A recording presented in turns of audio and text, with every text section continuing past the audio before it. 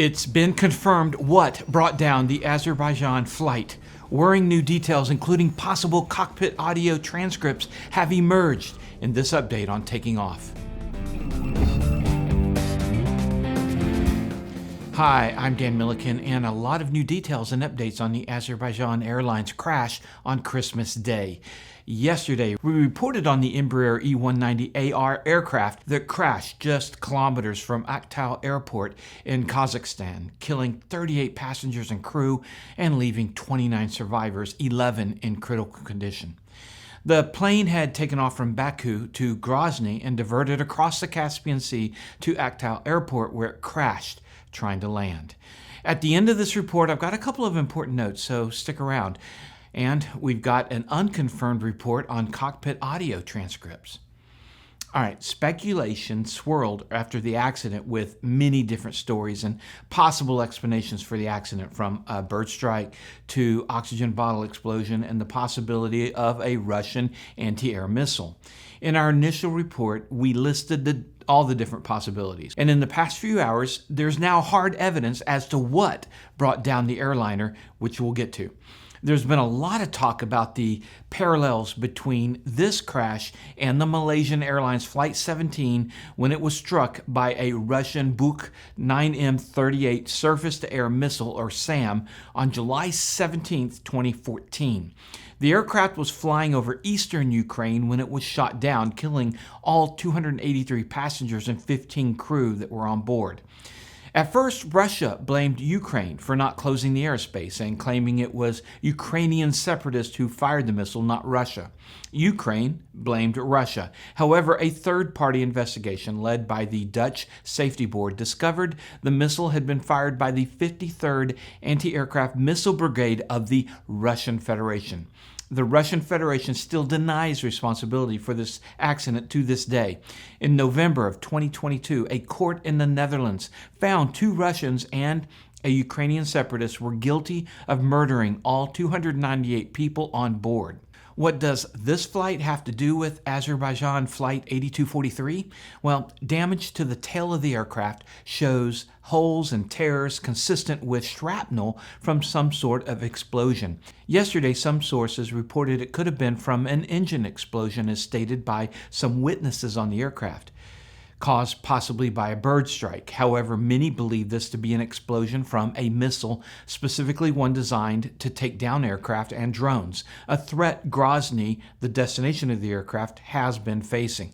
Just 10 days prior, video footage purports to show Ukrainian drones striking targets in Grozny. Azerbaijani President Ilham Aliyev stated it was too soon to speculate on the reasons behind the crash on Wednesday. Both Azerbaijani and Russian aviation authorities have stated the preliminary information indicates the pilot struck birds and diverted to Aktau afterwards, but more details have come out today.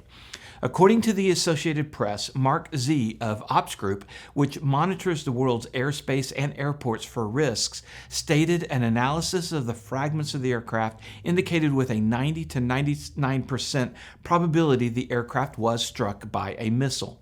Another similar group, Osprey Flight Solutions, warned its clients Azerbaijan Airlines flight was likely shot down by a Russian military air defense system.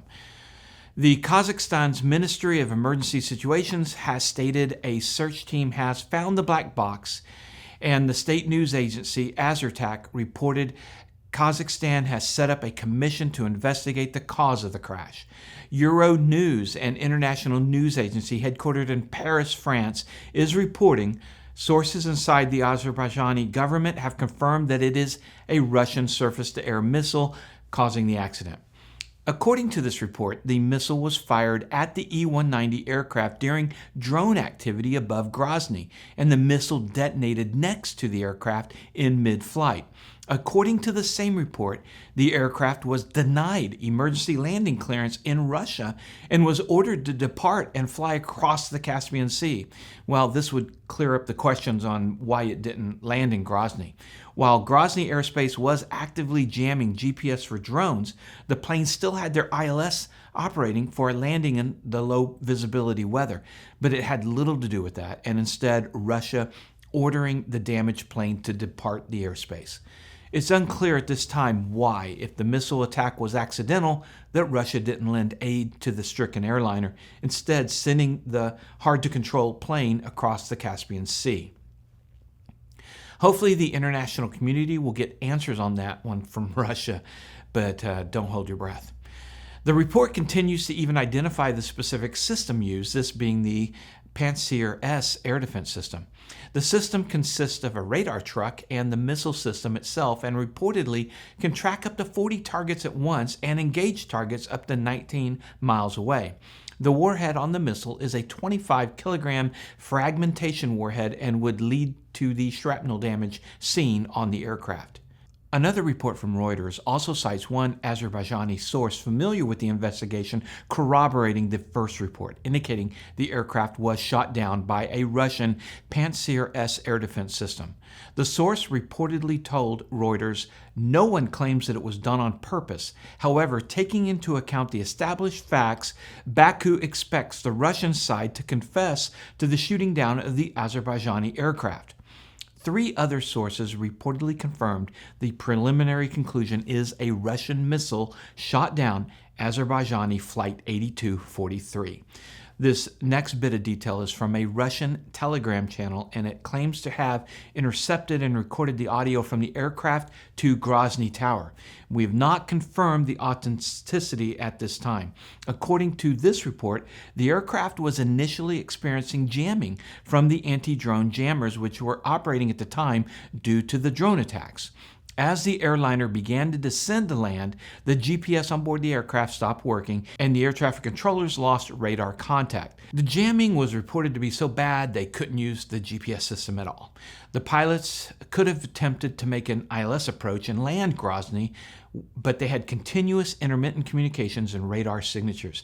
At 8:12 a.m., the statement going to Baku, and at 8:16, 4 minutes later, the crew reported, "We have a control failure, a bird strike in the cockpit, bird strike in the cockpit." Just as this happens, an explosion occurs near the aircraft. At 8:18 a.m., the crew informed the air traffic control they were losing control of the aircraft. The report goes on to state that the crew repeatedly reported the hydraulic systems had also ceased to function. Undoubtedly, this is where the reports of a bird strike came from. Our own Christy Wong flies the Embraer E175, a smaller version of the E190. I asked her what it might have been like for the pilots trying to fly the damaged plane. Christy? Hi, Dan. You caught me in the middle of a work trip. The crew probably had no idea the severity of what had happened at the time it happened. All they probably knew was that they had gotten hit by something, and it likely sounded like a bird strike, which is why they reported to air traffic control that they had gotten hit by birds. The Embraer 175 is equipped with an ICAS, or Engine Indication and Crew Alerting System. And so likely what happened was immediately following that, they would have gotten cautions and warnings popping up on the ICAS as they lost each of their hydraulic systems. They definitely would have noticed that as they lost their hydraulics, their control inputs on the yoke were no longer responsive. The aircraft was effectively out of control. And so what they had to do was use differential thrust of the 2 engines, and in addition to using the trim system possibly, in order to keep that airplane going. Based on their flight path, they did an incredible job. They kept that airplane up and somewhat manageable for a really long time.